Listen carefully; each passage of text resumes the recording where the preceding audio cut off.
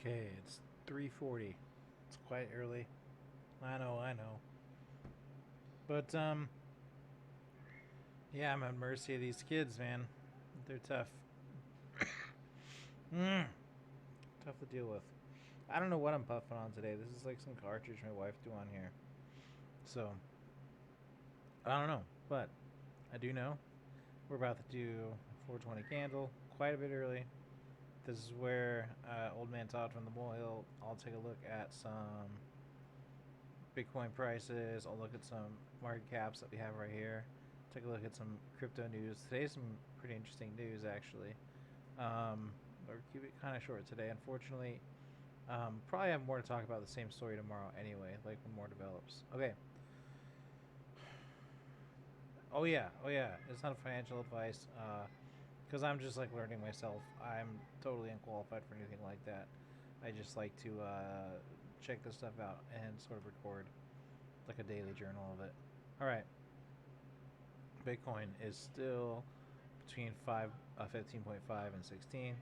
It's up 2.7 on the day, 12.4 on the week for 291 bill market cap. Ethereum's up 2.8 on the day, 19.7 on the week. Wow, what a big run for them. Where are they at? 464? That's a lot. 52 bill market cap. Okay. Tether, 17.3, pretty much 17.4 market cap. Good for them. XRP is up zero point 0.2 on the day, 6.7 on the week at 25.5 cents for 11.6 billion dollar market cap. Let's see, Chainlink is down 1.3 on the day, but it's still up 24.1 on the week. Wow. But that's coming back from a real beating last week. So its price is what, 12.91, a little under $13. Yeah, I mean that's higher than it was. It has been super recently, but you know, don't let that 25% fool you. It fell a lot right before that happened. $5 billion market cap. Yeah, moving on. What are the fastest movers today? Vitae up 21.9%, 36.5 on the week. UMA coin 17.2 on the day, 33.4 on the week. OMG network 10.3, 22.6 on the week. Argon 7.0 on the day, 21.5 on the week. I don't know any of these coins. We've seen Vitae a lot though. Let's take a look at that for once. It's got a little flower, dude. Who wants to say it's an ERC20 token doing yield farming? Where are we at? Where are we at? Social media platform. Huh. Change the world. Bring freedom back to you. AGE, Social Rewards Network, gives you the opportunity for financial freedom by using a social media network. Okay. What is it, only in Europe? Oh, it is for people all over the globe, but Europe is green. Okay, well, that's cool. Privacy is key. Vitae is timeless, advertisement free, being creative, community, about the token, market cap, price. Okay. So, it's a social media network. Why a social media network needs a crypto coin is not immediately clear to me, but alright, now we know a little something about it. It's a social media coin. Cool. It's not just DeFi, Todd. Don't be a dick. Okay.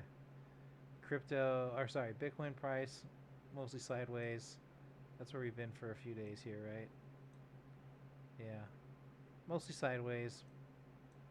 Um, let's see. In the last 12 hours, we've gone up 1.3%. Still took like a real lazy run at the 1600 and kind of back down. Didn't really look like a serious attempt. I haven't had one of those in a few days though, so I'd say like start to see Bitcoin start testing that marker more and more. Tends to be the pattern we see with the big like landmark price changes. The cloud is supportive, but the price has fallen through. Let's see.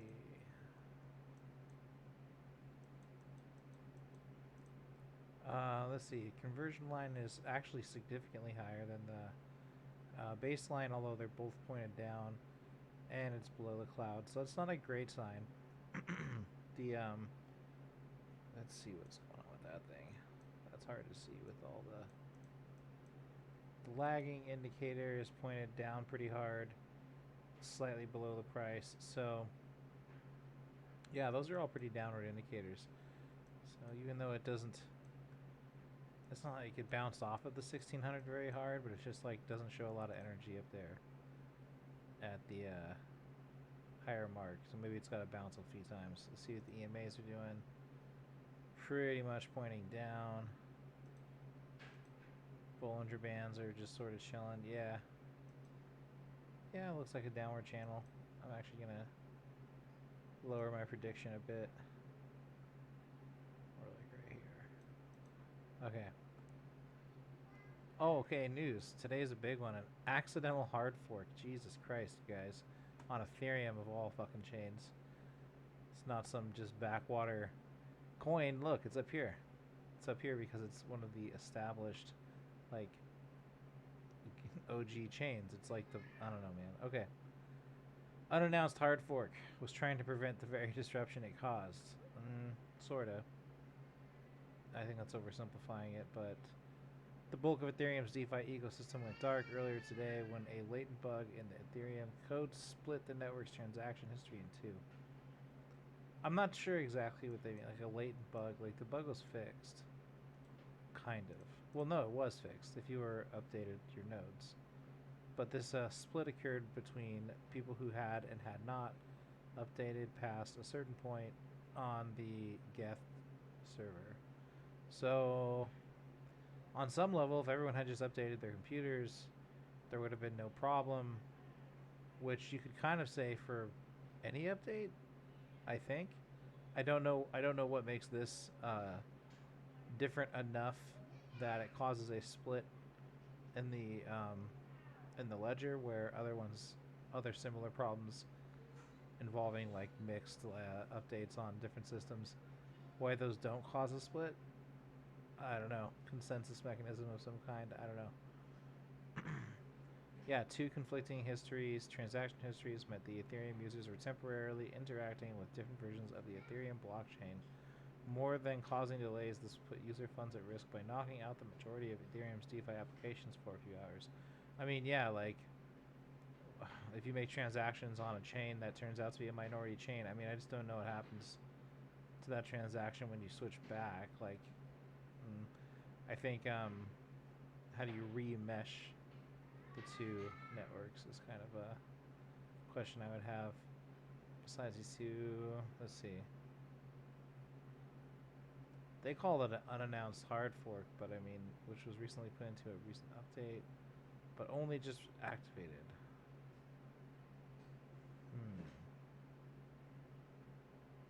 Yeah. Hard fork update, which is incompatible with earlier versions of blockchain software. So when the hard fork activated today, it created two versions of the Ethereum transaction ledger. Okay. So was it just like, it was just these clients? I don't even really know what that means. Like, is that one service or is that like a type of service? It was fixed. Oh, the fix was deployed several months ago. And only today a transaction that caused a split came in. Yeah, I did highlight that because that is a weird thing to say. So not only are they are these node operators out of date, but they're out of date by months. You know, it was a minor change to the code. Blockshare didn't bother with the update because it wouldn't be worth the downtime to their services. I mean, for months though.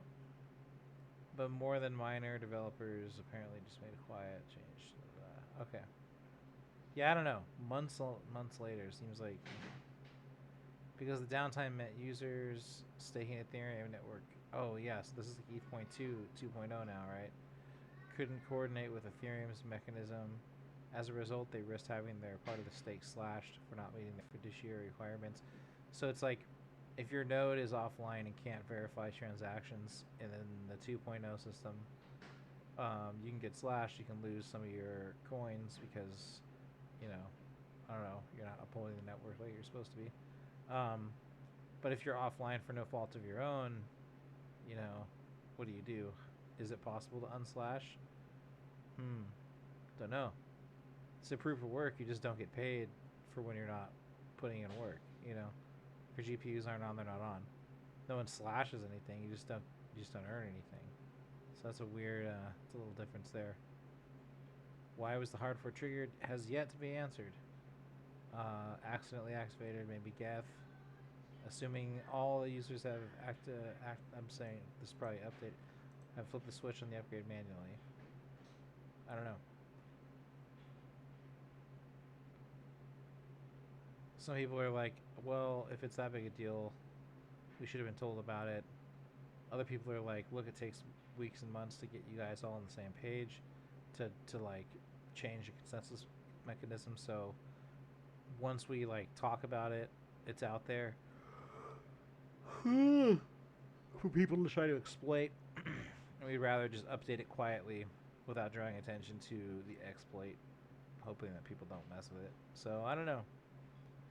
As they approach their largest upgrade ever, this could be a critical study in the client coordination between Ethereum or for the Ethereum ecosystem. Yeah.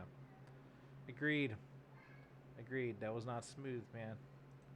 It was not feet first, as we like to tell my 1-year-old while he climbs off of stuff. Go feet first. That wasn't very feet first, Ethereum. Okay. Yeah, that's my estimate for later, so we'll see how that worked out. Talk to you all tomorrow.